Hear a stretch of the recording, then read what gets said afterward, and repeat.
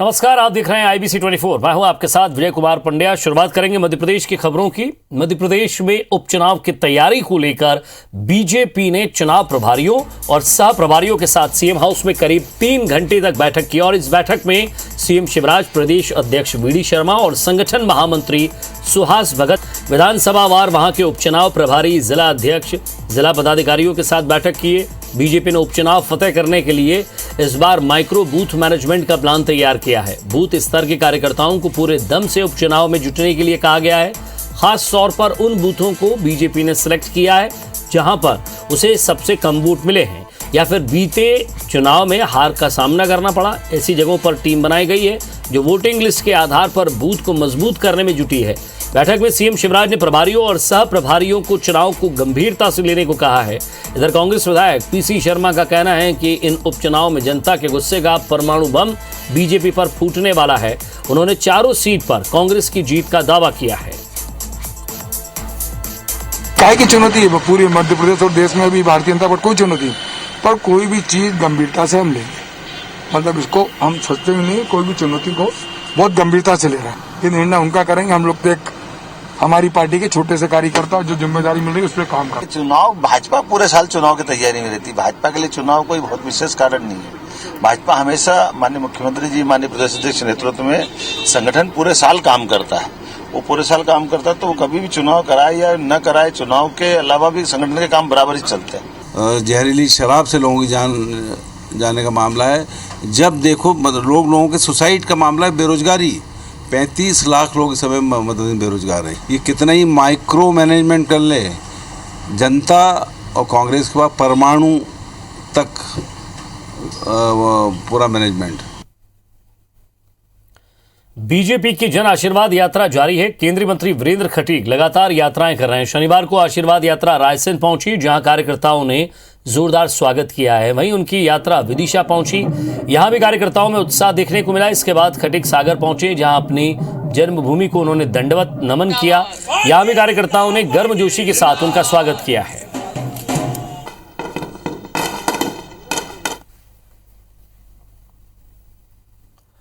CM Shivraj Singh Chauhan ने सोनिया गांधी के नेतृत्व में विपक्षी दलों की बैठक पर तंज कसा है। सीएम ने यह कहा कि कांग्रेस का न अस्तित्व है और न विचारधारा है। कांग्रेस तो ऐसी नाव है जो खुद तो डूबेगी, उसमें जो भी बैठेगा वो भी डूबेगा। हम डूबे सनम, तुम्हें भी ले डूबेंगे। सीएम शिवराज ने कहा कि आजकल मैडम को विपक्षी एकता याद आ रही है। जब कांग्रेस के पास कुछ नहीं है, कांग्रेस अपना अध्यक्ष तो बना नहीं पा रही है। कांग्रेस के पास क्या है? परिवार के मुंह में अंधी कांग्रेस दिशा भ्रष्ट हो गई है। सीएम शिवराज ने पूर्व मुख्यमंत्री कमलनाथ पर कटाक्ष करते हुए कहा कि वे पूर्व प्रधानमंत्री स्वर्गीय राजीव गांधी को श्रद्धा सुमन अर्पित कर रहे हैं तो ये संकल्प भी लें कि ट्विटर पर नहीं, जनता के बीच रहकर राजनीति करेंगे। सीएम शिवराज के बयान का पलटवार करते हुए कमलनाथ ने कहा कि कांग्रेस का अस्तित्व तो तब से है जब शिवराज जी और भाजपा नेताओं का जन्म भी नहीं हुआ था। कमलनाथ ने ट्वीट के जरिए कहा कि कांग्रेस की विचारधारा ने ही सभी को आज तक जोड़े रखा है। कांग्रेस की विचारधारा जोड़ने की है, जबकि भाजपा की विचारधारा बांटने की है।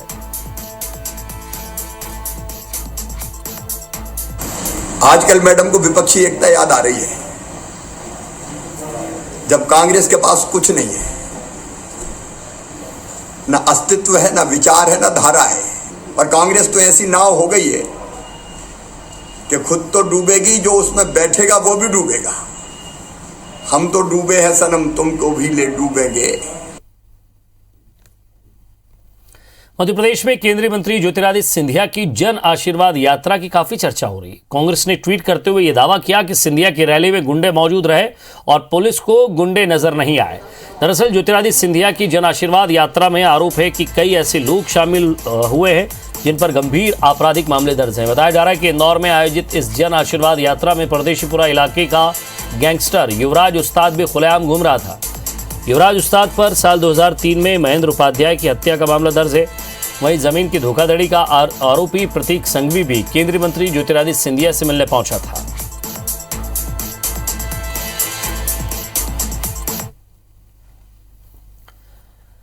मुख्यमंत्री शिवराज सिंह चौहान ने आज मध्य प्रदेश के 10 अस्पतालों में नव स्थापित ऑक्सीजन संयंत्रों का वर्चुअली लोकार्पण किया है। लगभग 6.5 करोड़ रुपए की लागत वाले इन 10 ऑक्सीजन प्लांट की उत्पादन क्षमता 5500 लीटर प्रति मिनट है। लोकार्पित हुए ये प्लांट सिहोरा के सीहोर जिले में आष्टा और रेहटी विदिशा और सिरोंज खरगोन जिले में खरगोन और बड़वा सागर जिले में खुरई के अलावा कटनी, टीकमगढ़ और नरसिंहपुर में स्थापित किए गए हैं। प्रदेश में बीते साल मार्च में किसी भी सरकारी अस्पताल में ऑक्सीजन जनरेशन प्लांट नहीं था। प्रदेश में 190 ऑक्सीजन संयंत्र लगाए जा रहे हैं। इनमें से अभी तक 68 प्लांट्स स्थापित किए गए हैं और 65 प्लांट काम करने लगे हैं। सितंबर माह तक शेष सभी प्लांट्स भी क्रियाशील हो जाएंगे। 68 प्लांट हमारे स्थापित हो गए, 65 में ऑक्सीजन का उत्पादन शुरू हो गया और हमारा संकल्प है 30 सितंबर तक बाकी सभी ऑक्सीजन प्लांट भी 190 क्रियाशील कर दिए जाएंगे। 10 अस्पतालों के ऑक्सीजन प्लांट जो बनकर तैयार हो गए थे उनको मुख्यमंत्री जी के द्वारा आज उनका लोकार्पण किया गया है। राजधानी भोपाल की सड़कों की खस्ता हालत पर मुख्यमंत्री की नाराजगी के बाद कृषि मंत्री का बयान सामने आया है। मुख्यमंत्री के सख्त रुख का स्वागत करते हुए कमल पटेल ने कहा कि मुख्यमंत्री को धन्यवाद देना चाहता हूं। सरकार सुशासन चाहती है, गुणवत्ता युक्त काम करना चाहती है, लेकिन सिस्टम गड़बड़ है। भ्रष्टाचार कैंसर की तरह फैला हुआ है। सिस्टम को ठीक करने का मुख्यमंत्री ने संकल्प लिया। सीएम ने फटकार लगाई है, जहां जहां गड़बड़ी होगी हम ठीक करेंगे। कमल पटेल ने कांग्रेस नेताओं पर हमला बोलते हुए कहा कि भ्रष्टाचार की जननी कांग्रेस है। कांग्रेस ने सिस्टम को गड़बड़ किया है। लोगों की नस नस में भ्रष्टाचार कांग्रेस ने भरा है। बीजेपी व्यवस्था को ठीक करने का काम कर रही है, लेकिन समस्या बड़ी है। इसको ठीक करने के लिए दृढ़ इच्छा शक्ति और संकल्प के साथ प्रहार करना होगा। 20 लाख टन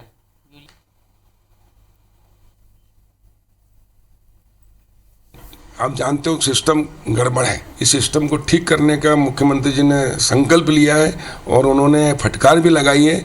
उसके लिए मैं मुख्यमंत्री जी का धन्यवाद करता हूं, उनका अभिनंदन करता हूं। और जहां जहां भी गड़बड़ियां उनको ठीक करने का हमारी सरकार संकल्पबद्ध है और हम ठीक करेंगे। और ये हम सब के लिए बहुत प्रसन्नता की बात है और संतोष की बात है कि स्वयं मुख्यमंत्री इन सब बातों का संज्ञान लेते हैं। कल माननीय मुख्यमंत्री जी ने निर्णय दिया है, निर्देश दिया है कि जल्द से जल्द जिन सड़कों में गड्ढे हैं उनका संधारण हो, क्योंकि नगर निगम और पीडब्ल्यूडी इसकी हैं सड़कें ज़्यादा, और जो खराब हैं जिनमें गड्ढे हैं वही सड़कें हैं जिनके बारे में मुख्यमंत्री जी कहते थे कि न्यूयॉर्क और वाशिंगटन से बेहतर सड़कें हैं।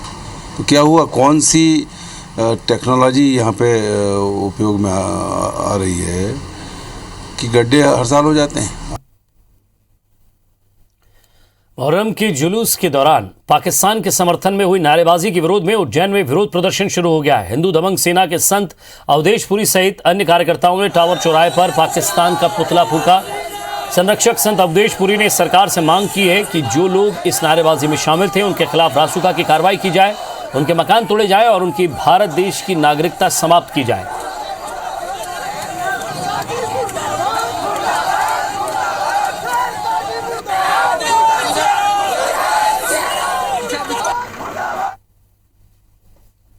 ये हमने पाकिस्तान का पुतला जलाया है और जो लोग पाकिस्तान को जिंदाबाद कह रहे हैं हम उनको चुनौती देते हैं कि वो आए हमारे सामने, हम पाकिस्तान का पुतला जला रहे हैं। इधर उज्जैन में पाकिस्तान जिंदाबाद के नारों के बाद पुलिस ने आरोपियों के खिलाफ कार्रवाई के लिए सीसीटीवी फुटेज खंगालने शुरू कर दिए हैं। इसी के जरिए सभी आरोपियों की पहचान की है। सीसीटीवी फुटेज के आधार पर पुलिस ने 20 लोगों की पहचान की है जिनसे पूछताछ की जा रही है। पुलिस का कहना है कि वीडियो के आधार पर लोगों की पहचान हो चुकी है और अब तक 10 लोगों को गिरफ्तार किया जा चुका है। वहीं 3 आरोपियों को 23 अगस्त तक पुलिस रिमांड में भेजा गया है। इस मामले पर बीजेपी विधायक रामेश्वर शर्मा ने कहा कि खूब तालीम दो, खूब नमाज कराओ, पर देशभक्ति की बात भी सिखाओ। उन्होंने कहा कि ये देश बाबा साहेब के बनाए संविधान से चलेगा। जो इस भारत विरोधी नारे लगाएगा उसे कुचल दिया जाएगा। 20 के आसपास कुछ प्लस माइनस जो वीडियो कुछ लोगों की और पहचान की जा रही है। इतने लोग आइडेंटिफाई हुए और कई लोग जो आरोपी हैं उनकी धरपकड़ के लिए स्पेशल टीम्स बनाई गई है जो उज्जैन और उज्जैन के आसपास जिलों में लगातार धरपकड़ की जा रही है। एक बात कान खोलकर सबको समझ लेना चाहिए कि ये हिंदुस्तान है। यहाँ पर आप जो कुछ भी है बाबा साहब के संविधान के अनुसार ही काम करेंगे। भारत की धरती पर पाकिस्तान जिंदाबाद के नारे लगाए जाएंगे तो कुचले जाओगे। दमोह में इंसानियत को शर्मसार करने वाला मामला सामने आया है। यहां HIV पीड़ित 14 साल की लड़की को उसके चाचा ने घर से निकाल दिया। बच्चे की तबीयत बिगड़ने पर चाचा को HIV पीड़ित होने की जानकारी मिली तो उसने उस लड़की को बस का किराया देकर घर से निकाल दिया। बच्चा एक बस में सवार होकर जबलपुर पहुंचा। यहां से करीब 12 किलोमीटर पैदल चलकर नेताजी सुभाष चंद्र बोस मेडिकल कॉलेज पहुंचा। सूचना पर सामाजिक संस्था मोक्ष के संचालक आशीष ठाकुर ने बच्चे की सुध ली। आशीष ठाकुर ने बच्चे को अपनी संस्था के आश्रय में ठहराया और उसके खाने पीने की व्यवस्था की। संस्था ने उसका इलाज शुरू करा दिया है। हालांकि बालक को अभी मदद की दरकार है। आपको बता दें कि बच्चे के माँ बाप का 12 साल पहले ही निधन हो चुका है। मैं अपने दादी और चाचा के साथ रहता था। मैं बहुत बीमार हो जाता था, इसलिए वो दवाई कराते कराते परेशान हो गए और कहने लगे कि अब तेरे को दवाई नहीं करवानी, जा मेरे घर से निकल जाना। तो वो मैं यहाँ पर आ गई। तो एक आदमी ने मुझे फ़ोन किया कि बच्चा भैया ऐसी ऐसी स्थिति में आया है। तो फिर वो लोग मेरे पास लेके आए और उसको लाके फिर अपन ने अपने पास रख लिया है।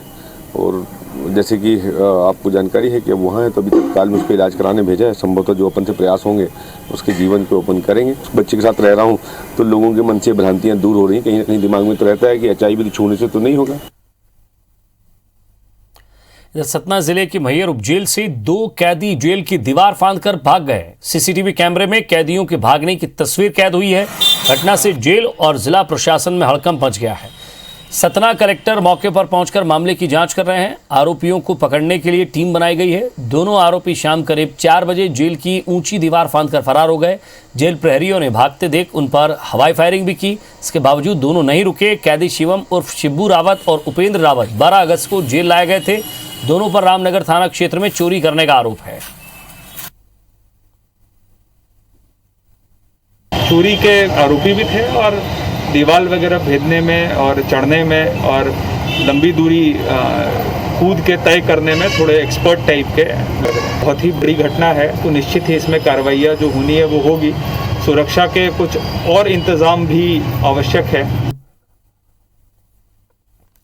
भोपाल में क्राइम ब्रांच पुलिस ने सीएम की फर्जी नोट शीट बनाकर ट्रांसफर कराने वाले गिरोह के 5 आरोपियों को बीते दिनों गिरफ्तार किया है। वहीं अब सांसद की नोट शीट बनाने वाले 2 और आरोपियों को पुलिस ने शाजापुर जिले से गिरफ्तार किया है। दोनों आरोपी मध्य प्रदेश के सांसदों की फर्जी नोट शीट लेटरहेड का उपयोग कर शासकीय कर्मचारियों के ट्रांसफर की अनुशंसा की थी। मुख्य आरोपी लाल सिंह राजपूत राजगढ़ से सांसद रोडमल नागर का सांसद प्रतिनिधि है। उसने सांसद प्रज्ञा सिंह ठाकुर, सांसद महेंद्र सिंह सोलंकी, सांसद रोडमल नागर और सांसद उदय प्रताप सिंह की फर्जी नोटशीट बनाकर 5 सरकारी कर्मचारियों की ट्रांसफर की सिफारिश की थी। दूसरे आरोपी का नाम कमल कुमार प्रजापति है। कुमार मोहल्ला का निवासी है। जैसे ही पुलिस को सूचना मिली तत्काल घेराबंदी की गई। तीनों थानों का फोर्स लगाया गया और उस सर्चिंग के दौरान हमें 2 व्यक्तियों को संदिग्ध व्यक्तियों को गिरफ्तार करने में हिरासत में लेने में सफलता प्राप्त हुई। उनसे जब कड़ी पूछताछ की गई तो उन्होंने अपराध को करना स्वीकार किया। मध्य प्रदेश में राजस्व विभाग की लापरवाही की वजह से हजारों किसान मुसीबत में पड़ गए। छतरपुर में पीएम किसान सम्मान निधि योजना के तहत किसानों के खाते में पैसे डाले गए थे, जिसे उन्होंने अपनी जरूरत में खर्च कर दिए हैं। लेकिन अब उनको अपात्र बताकर खातों में डाले गए पैसों को वापस करने के लिए नोटिस दिया जा रहा है और वापस ना करने पर उनकी चल अचल संपत्ति कुर्क करने की चेतावनी दी जा रही है। तहसीलदार ने 200 महिला किसानों को नोटिस दिया है क्योंकि उनके पतियों को भी ये सम्मान निधि मिली है। पति अलग किसान है और पत्नी अलग किसान है, लेकिन पति पत्नी में से किसी एक को ही सम्मान निधि दिए जाने की योजना है।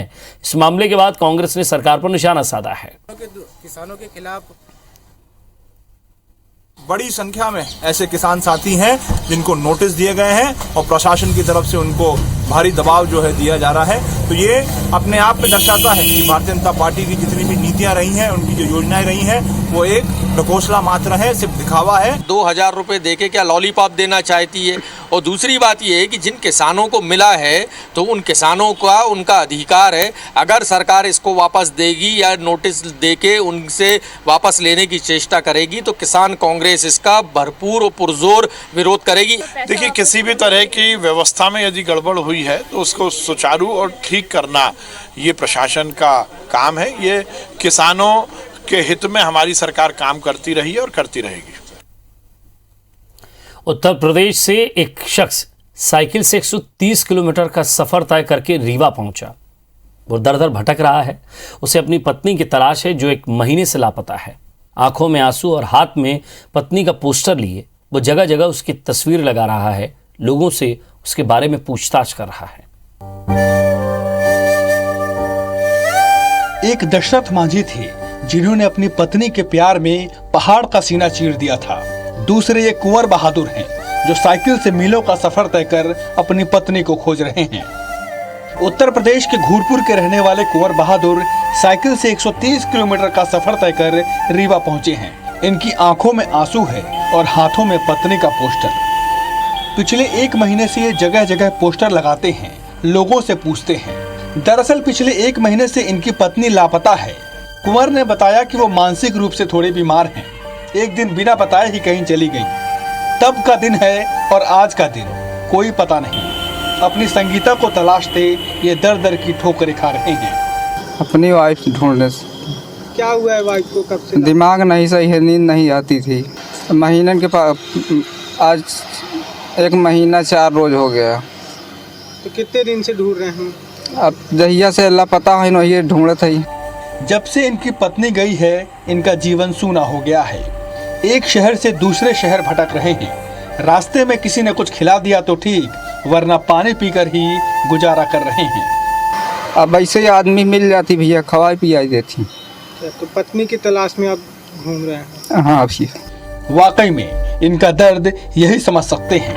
इन्हें देखकर इनकी आंखों से बस यही नजर आता है कि जीवन तुम्हारे बिना कटता नहीं, तुम्हारी याद मेरे जहन से मिटती नहीं, तुम बसी हो मेरी आंखों में, निगाहों से तेरी तस्वीर हटती नहीं। राजीव पांडे, IBC 24 रीवा। तो टोक्यो ओलंपिक में कांस्य पदक जीतकर इतिहास रचने वाली पुरुष हॉकी टीम के खिलाड़ी विवेक सागर प्रसाद अपने गृह जिले होशंगाबाद पहुंचे। जीत के बाद पहली बार घर पहुंचने पर विवेक का जोरदार स्वागत किया गया। पूरे शहर में त्योहार जैसा माहौल देखने को मिला। लोगों ने अपने अपने घरों के सामने विवेक की आरती उतारकर उसका स्वागत किया। इस दौरान विवेक ने मीडिया से बातचीत में कहा कि देश में खेल का माहौल अच्छा हो रहा है। आने वाले समय में ज़्यादा से ज़्यादा युवा खेल में रुचि लेंगे और भारत का नाम रोशन करेंगे।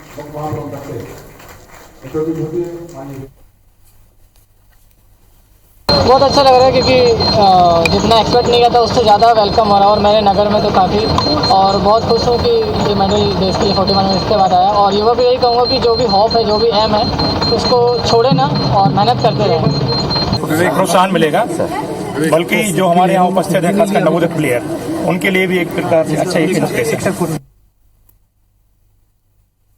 फिल्म की शूटिंग के लिए साउथ इंडिया से घोड़े ग्वालियर पहुंचे हैं, जिन्हें सड़कों पर दौड़ता देखकर शहरवासियों की नजरें उन पर ही टिकी रही। दरअसल मद्रास टॉकीज प्रोडक्शन की फिल्म पोन्नियिन सेल्वन की शूटिंग ग्वालियर किले पर होनी है, जिसके डायरेक्टर मणिरत्नम है। शूटिंग 22 अगस्त से शुरू होगी। इसमें मुख्य किरदार ऐश्वर्या राय बच्चन, चेय्याम विक्रम और विजय सेतुपति निभा रहे हैं। ऐश्वर्या राय बच्चन शुक्रवार को ही दतिया पहुंच चुकी हैं। वहीं शूटिंग के लिए घोड़े भी दक्षिण भारत से 5 मिनी ट्रक में भरकर लाए गए हैं, जो ग्वालियर की सड़कों पर आकर्षण का केंद्र बने हुए हैं।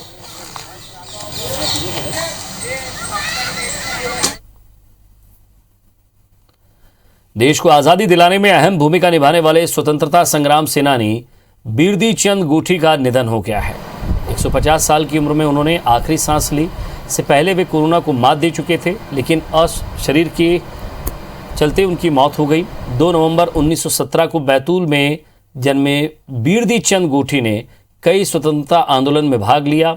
17 साल की उम्र में भारत छोड़ो आंदोलन में शामिल होने पर उन्हें 2 बार जेल भी जाना पड़ा।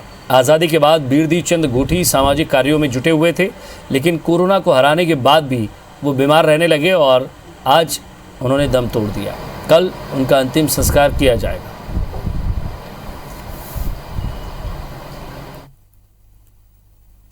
और इसी के साथ फिलहाल इस बुलेटिन में इतना ही। नमस्कार।